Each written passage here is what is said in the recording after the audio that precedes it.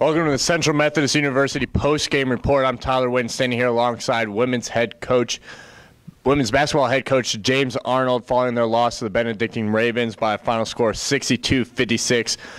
Coach, they came back, fought back, took the lead, but Nuss hit a three. You guys were down three with about 40 seconds to go. You had time out to talk to your team. What were you guys playing, or what did you want to do there? Well, obviously, at the end of the game, you want to try to extend it. Try to make that 40 seconds last as long as you can. We still had a timeout.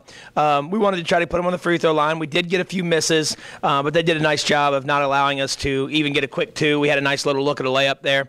And then we didn't get as many shots off. And at the end of the day, there's a team that was 13th in the country, and there's a team that wasn't.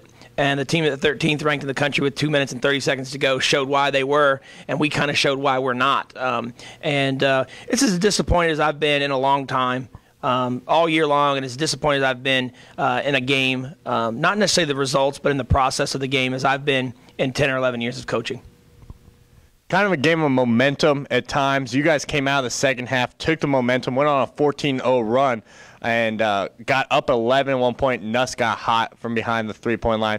What happened after that? Maybe did they make any adjustments, or why did things change, you thought, there in the final? Well, I thought Nuss got hot, and that's big. But there was still reason to be concerned. When Ray hit her first three, shot clock was winding down. She hits one from NBA range that bailed us out. So that's a great shot, but it's still not good offense. Then the next 2 or 3 possessions was outstanding offense. We made the extra pass.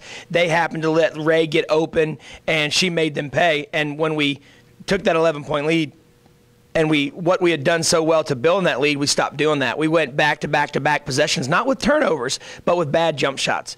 People shooting jump shots that's not their strength, and it really shouldn't be taking that jump shot at that point in time.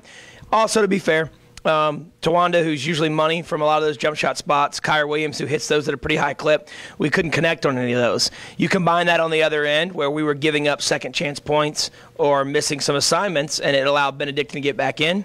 But I think what we have to focus on is, with 2 minutes and some seconds to go, we force a tough three from the corner, ball hits our hands and fall out of bounds. Kind of a microcosm of the day, if you ask me. And there were some things about the way we were in the huddle and the way we were at times that was very discouraging for me. And really, it comes down to today. I thought our energy was pretty good. I thought our effort was pretty good, but our focus was way off. And a team that, when you're trying to pull an upset, when you're trying to get another resume-building win, and when you're trying to beat a really good team like that that's really disciplined, you have to be disciplined yourself, and you have to be focused. And to be quite honest, we weren't today. Brittany Joseph has also held rather quietly 2 points below her average.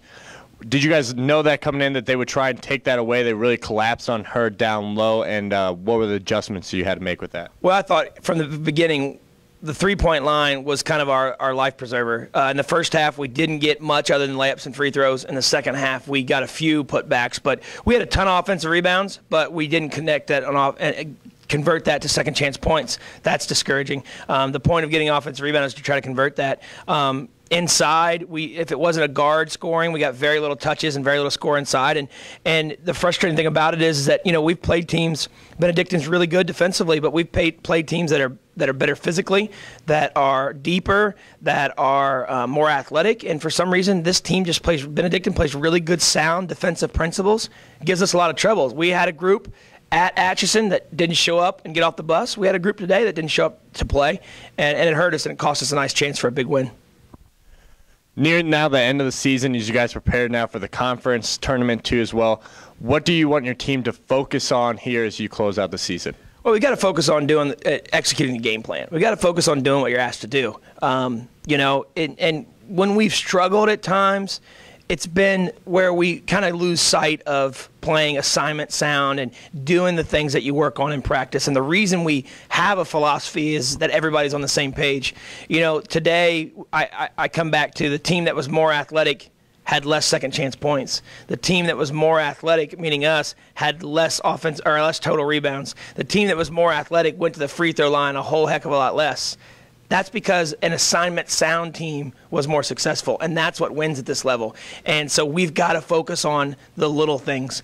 Again, I thought our effort was good. It was a good basketball game. I remember saying to Coach Bergen with 2 minutes to go, this is a really good basketball game. But I also known that when we talked about something in the huddle, we would go right back out there and the exact opposite of what we talked about would happen. So our focus has got to get better. I've got to make sure the blame's on me to make sure that we're getting through to them. And these are the end of the season. People are getting worn out emotionally, physically, mentally, and so we've got to find a way to make sure that we all get on the same page. It's been a fine season. There's still a ton of goals intact. It looks like we're going to have a great chance to have a home playoff game. We've got 2 games left to try to move into that 3 seed. We're playing for an opportunity maybe for an at-large bid in the national tournament, but we've got a lot of meat left on the bone for that. So that's what we've got to do is refocus, and as a coaching group, prepare ourselves for Culver, who's playing extremely well, who moved into 5th place by themselves, who has one of the most dynamic scorers in the league, Mimi Reeves. And we got to figure out how to go to Canton on Thursday night and get a W.